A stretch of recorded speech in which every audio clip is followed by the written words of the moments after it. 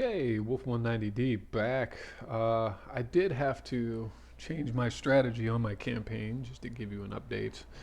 Not my strategy anyway, I had to actually change my campaign. I was running on an older version and it seemed to severely affect the alliance system. I mean, I was literally having, within the same exact turn, an alliance and a war with the same people at the same time. Allies were no longer allies.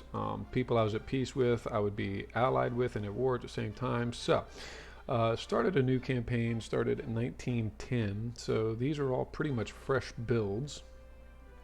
And within, I don't know, like 6 months, war broke out with Great Britain. So, here we go. One of my battleships has caught up with a fleet. Let's see how she does. The destroyers have gotten more tricky by this point. I am playing on legendary difficulty. And the battleship builds seem to be a little bit more challenging at this point, as opposed to where 30 years later I was just so technologically advanced that one of my battleships was capable of engaging 30 ships by itself. So, try to get him at 20 knots. 19.9, that's not bad. Excuse me.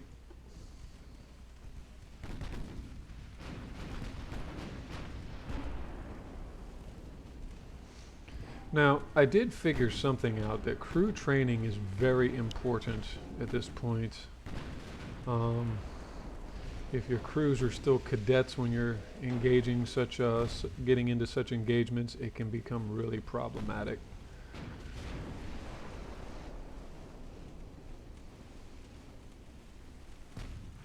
But you'll notice that they no longer have the squishy little torpedo boats.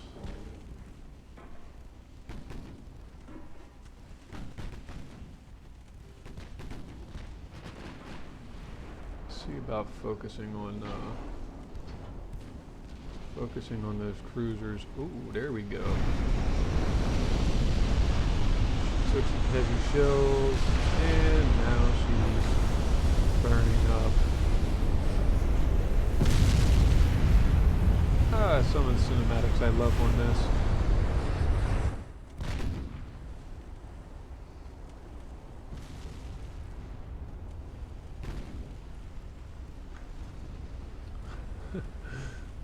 Little turrets flying off of enemy ships.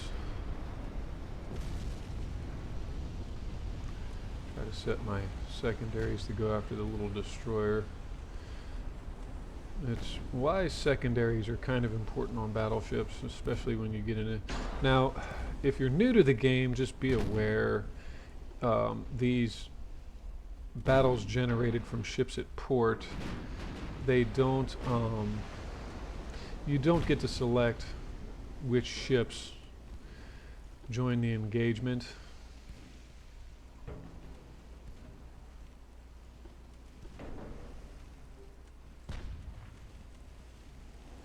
Got some fires burning on the Kaiser in here.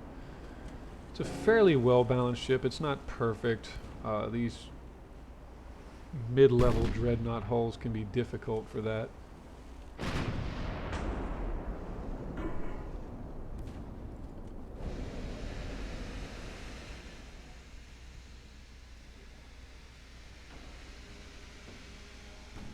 Ships listing heavily to port. Or starboard, rather.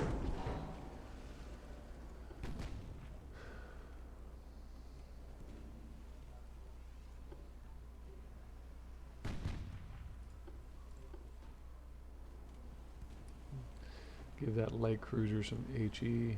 I think I can hurt him with the HE setup that I have. Possibly 5.5. Cut that in half.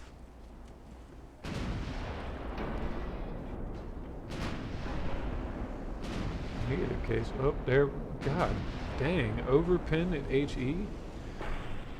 Currently, that's my setup. Or that's his setup, actually. 3.7. So my setup, and this is at a, again, a 1910 start.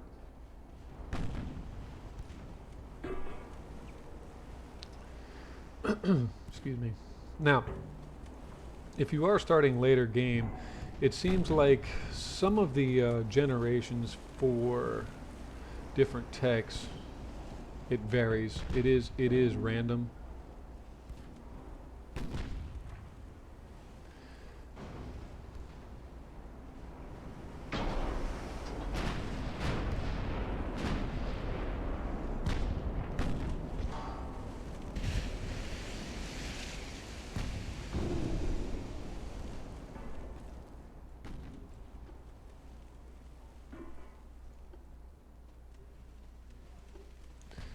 Go ahead and bring her around a little bit. Partial pins. So I'm using pretty basic ammunition to start off actually with this. I do believe, yes, base fuse. Oh, nope, I have capped AP shells. So the capped AP shells off the main batteries are going to over penetrate that cruiser pretty bad.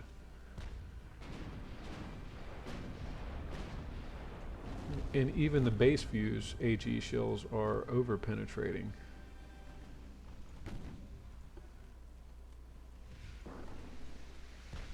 Uh-oh, he launched torpedoes.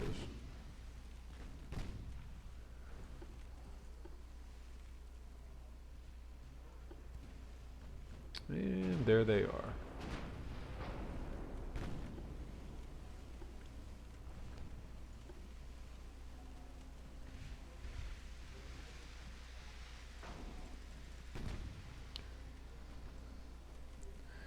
I hate how that gets stuck.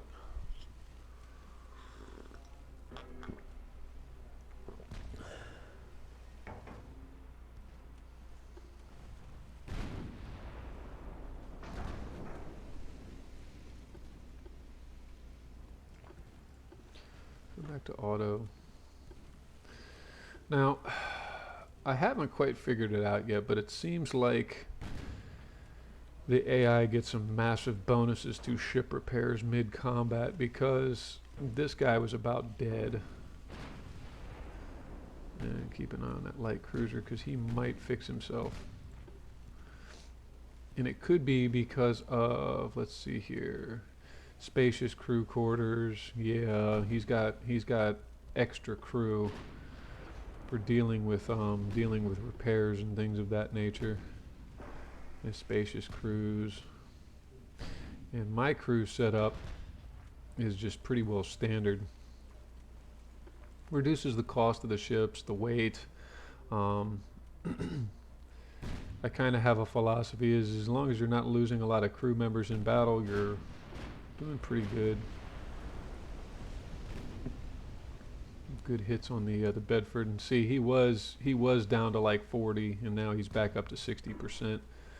So something about the bonuses to AI in combat.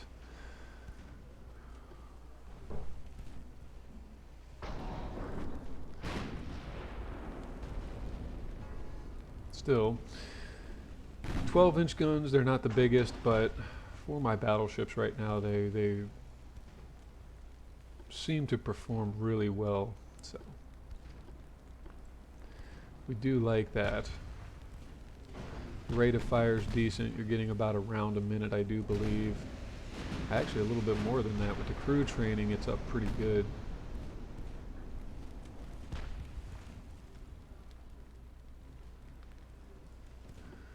Okay, down goes the Bedford.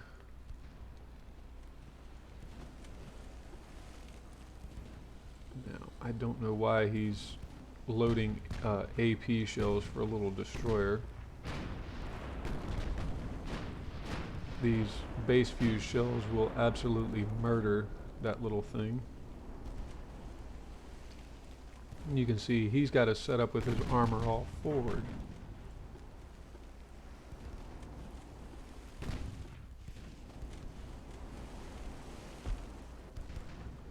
which I don't know how that's going to affect his balancing. It's probably not going to be great. He's starting to turn to launch torpedoes.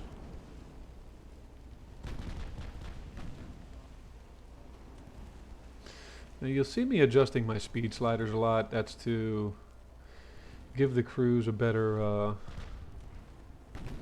aiming, basically. And he's tucked in behind that cruiser hull. Sometimes those will actually they'll actually be in a safe zone. So sometimes what you can do is you can shut off the guns that have a flat trajectory. And he might be withdrawing from this one. Let's find out.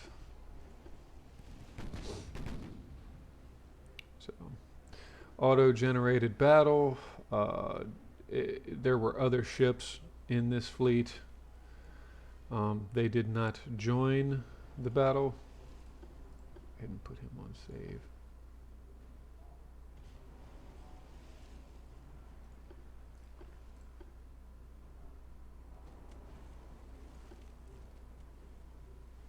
Which is really kind of annoying.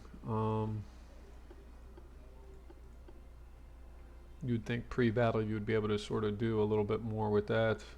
So far it's a no-go. What am I doing running around on 2%? Let's go ahead and crank the speed back up.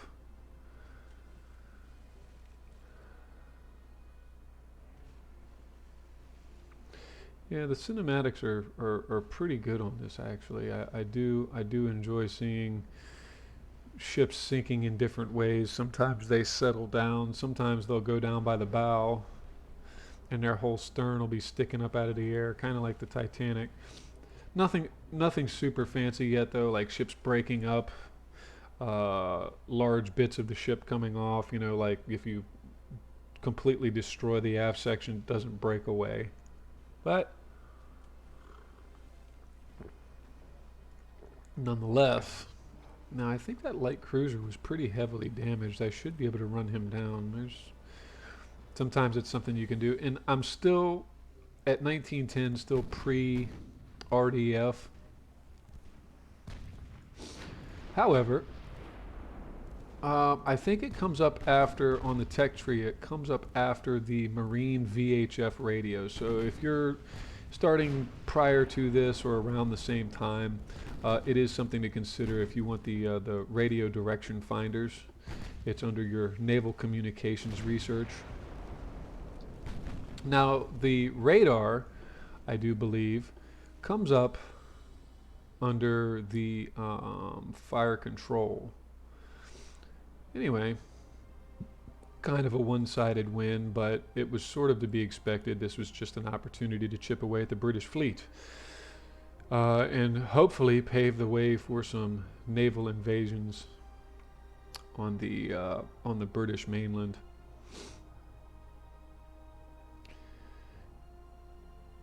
Now, something to consider, of course, for the campaign is logistics.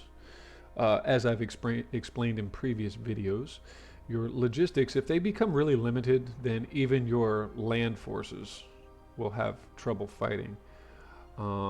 So sea control is important, but also maintaining your supply lines, very, very important. So you'll notice I'm starting to use like small little detachments, battle cruiser with a destroyer. The destroyer is mainly there for spotting, to control different sea regions so that supply lines, and I don't have all of mine out yet. I'm actually, being that it was this early in the game, I was starting to develop some heavy cruiser task forces to sort of maintain supply lines and get some sea control going on some of these other areas.